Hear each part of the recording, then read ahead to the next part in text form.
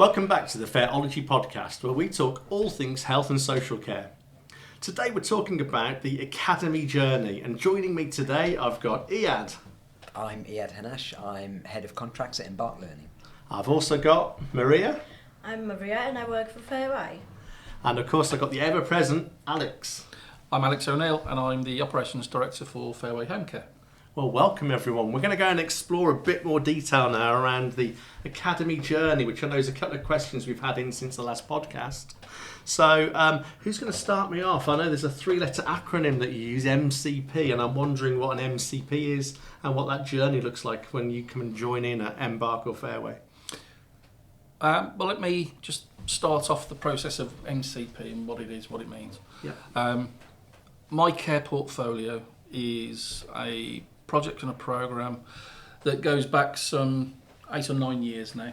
And it was one of those little light bulb moments where Fairway as a care employer was becoming more and more frustrated at being labelled and badged as a stereotypical agency provider.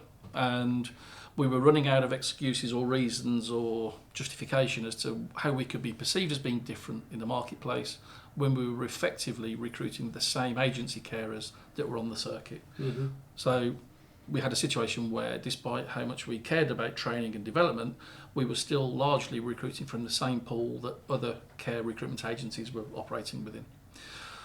We had a bit of a light bulb moment one day when we were looking at over an allotment at some learners at BMET College doing some work out in there in the field, and we thought the only way we're going to be truly different is to grow our own.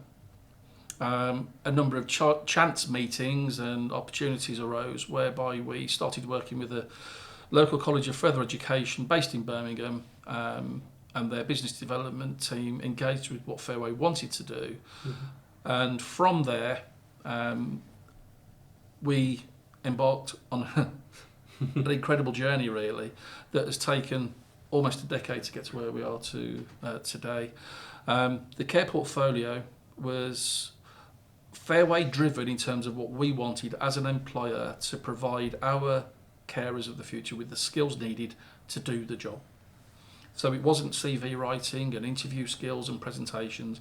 It was nuts and bolts, hands and knees, getting involved and what you need to be a care professional. At the time, the Embark training business was largely focused on short course health and social care training. And we brought them into the conversation and into the mix to discuss how they could get involved to ultimately deliver these programs, because they were very different to what had been delivered in the past. To fast forward 10 years, we've had an incredible journey. Over 2,000 plus learners have come through the MyCare portfolio in that time. We had our 2,000th learner some 4 or 5 weeks ago.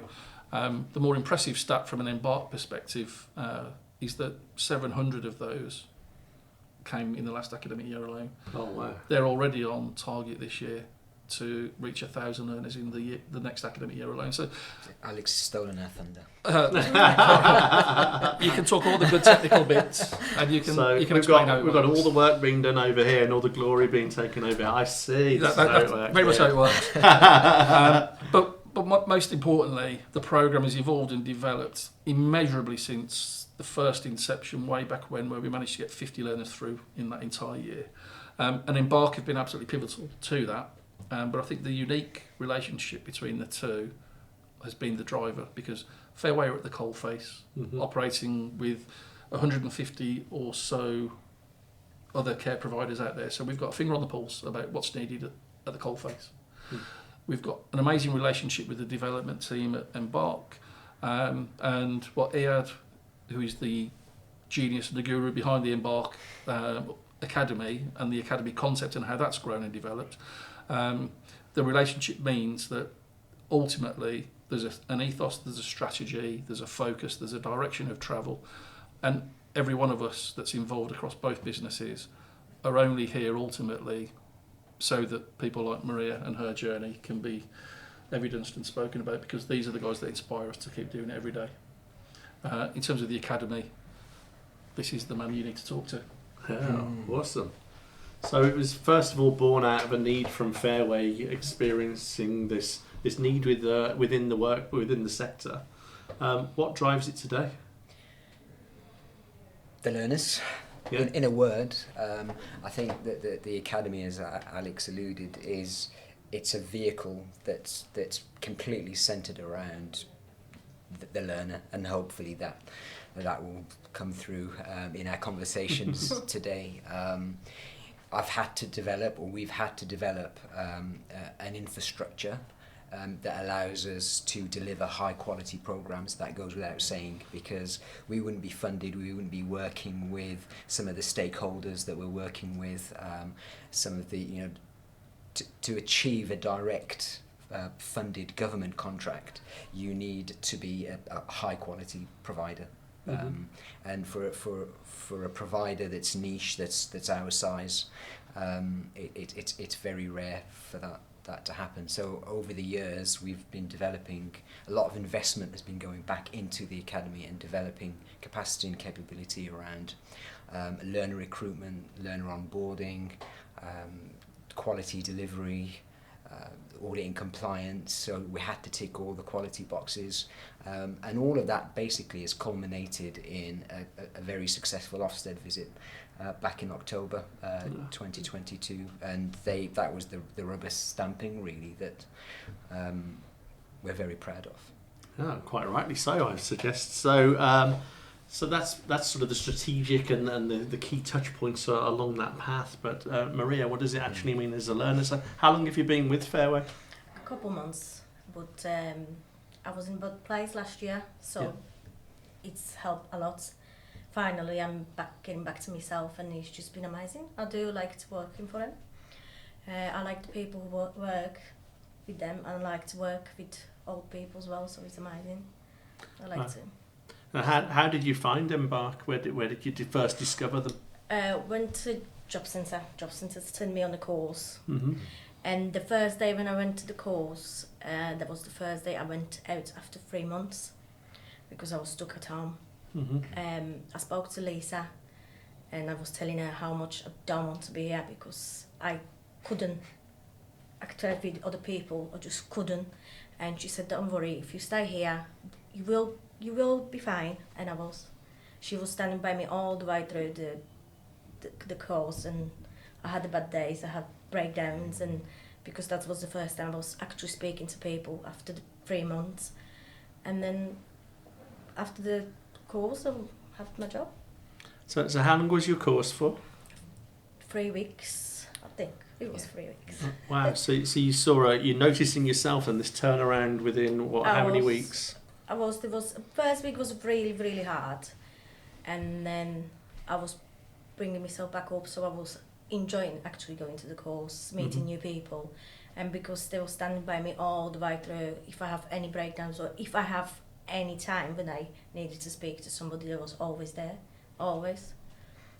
That sounds absolutely fantastic. Yeah, I think you mentioned Lisa earlier, but our learner engagement team is really important They are brilliant. That hand-holding and that. It's and not that only support. just the course. You're not only just learning. You meet new people. You meet new friends, and it is not like just one person is there where there was all there. So it's amazing because I never go on a course or anything like this. There was always somebody who would knock you down, or if you didn't want to go, they said, "Well, just don't go." But they was standing by me all through them 3 weeks, all of them. Sounds like amazing support. And did you already have an inkling you wanted to get into the care world? Or? Yes, I have. Obviously, I was looking after my son. He has some health issues, so I'm always been in a care time. And my nan as well. She just only passed away a few weeks ago, and I was looking after her as well. Sorry to hear that. So what do you think makes a good carer? You just need to be really friendly and be there for them. Really, you just have to care about the people, and I enjoy it. It's like my first shift. I went to the care home, come out, and I just cried. No. I've rung Cassie, and I just cried to her on the phone. I can sense the emotion there. Is that because of a sense of achieving that shift, or was it because something happened? Or It's because I hit a rock bottom, and the people was there for me. Mm-hmm. And then went to that first care home. It was amazing to see people there. You know, I sit with them. I was talking to them, but a few months before I wouldn't even talk. I wouldn't go out, nothing. So it was amazing.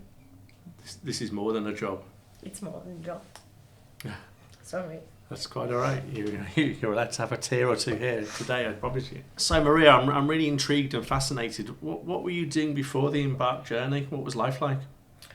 Well, I had loads of health issues since Christmas 2 years ago. So, because I was going ill, I have just shut myself from everybody. And then I ended up staying at home. Wouldn't be able to go to school, take kids, feed them or anything like that. So I tried to kill myself twice. After that, I have stayed at home, tried to build myself back up, because obviously I have 2 kids. I have to be there for them. Mm-hmm.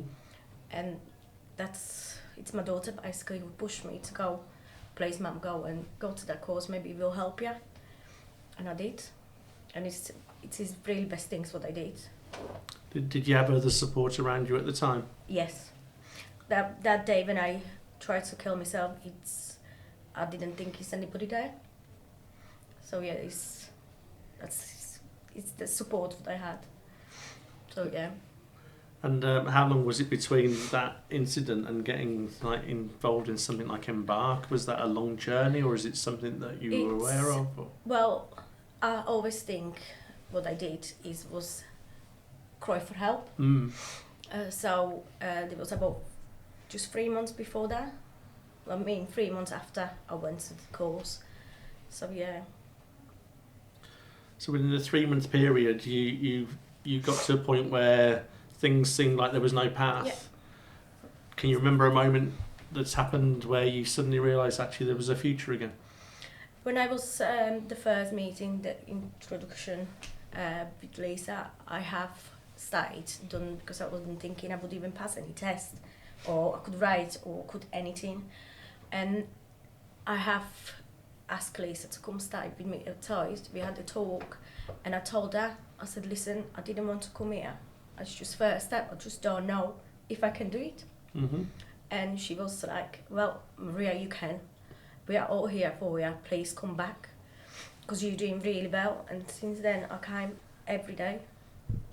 I find some new friends, but they support me. And when I was struggling, I had to cry, and they still was by me standing there. So yeah.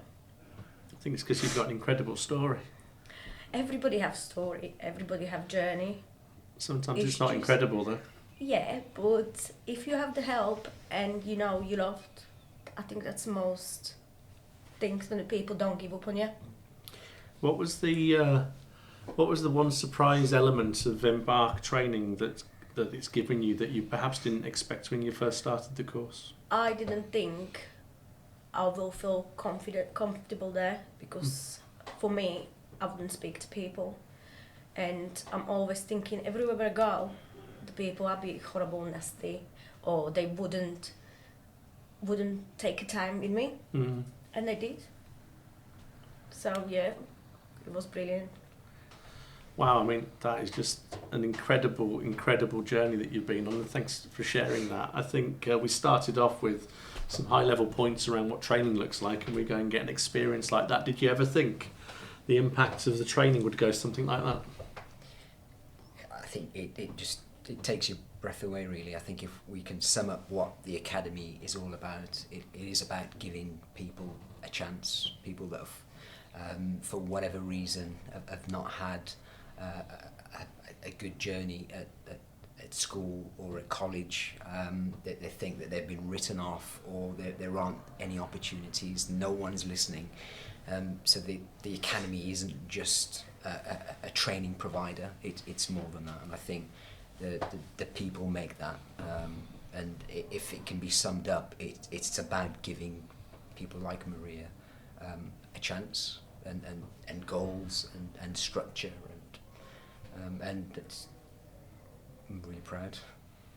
I think, I mean, it's easy for me listening to Alex, and we've met prior to the podcast over a number of weeks and years that we've known each other. And it's easy for me to think, oh, he's just got this job. But actually, there's a deeper passion in you, isn't there, Alex? And you talk about this. It's not until I hear stories like that I realise why you're so passionate about care. I've been in this FE sector for 30 years now. And I left at that large college that Alex was referring to because I was surrounded by thousands of learners but felt I wasn't, tens of thousands of learners, but wasn't making a difference. And in this 7 years that I've been at Embark and working with Fairway and stakeholders, my satisfaction in terms of what I feel that I've achieved with the team at Embark, it's been life-changing for me because you can see the impact, you can see the difference that the organisations are making. Yeah, I think I don't know. It's very humbling. It makes you very proud. What we do, we do it because we care, and we want to make a difference. And when you're surrounded by people like Ed and his team, that ultimately get these butterflies that come out the other side, and they're ultimately having an impact on everybody else out there. We know that's the validation that we're on the right track. You know, we're going in the right direction. We've got a long way to go. We've scratched the surface, but I think stuff like today proves that we're going in the right direction. So, Maria, what about you? What about your plans now? So, where do you look forward to? What does your future look like? Well, I do want to grow. I want to do more levels. I want to work with children. I love working with adults, and the time when I spend with them and I'm talking to them and see them happy faces, I just want to grow up. I want to build myself up more and more, and that's my journey. I do want to go and make sure I do other people's happy. And do you see that future with Embark? Oh yeah, I'll be back. She's coming back. And Maria is at the first part of her journey. She's finished the My Care Portfolio programme, and there are further opportunities for development, level 2, level 3, level 4, level 5. As Alex said, we've had folks that have started on My Care Portfolio and now they're managing care homes, or they're qualified nurses. So I didn't even think that journey is ahead of you. I didn't even think I will pass the first level, honestly. Amazing, yeah. I even had a little cry when my certificate come because I didn't know. I didn't think I will pass it. So, you know, if the people thinking they can't do it, everybody can. You just, with little support, you will.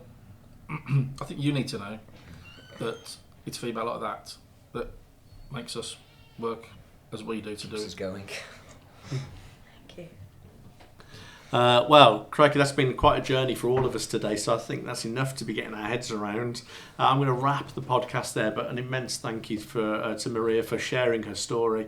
Thanks to Embark and Fairway, as always, for getting involved and sharing what they do. If anything has just touched you there, or you're considering going on your own Embark journey, reach out. I'm sure that the people around here will be very happy to have a conversation. Until the next podcast, I'll see you soon.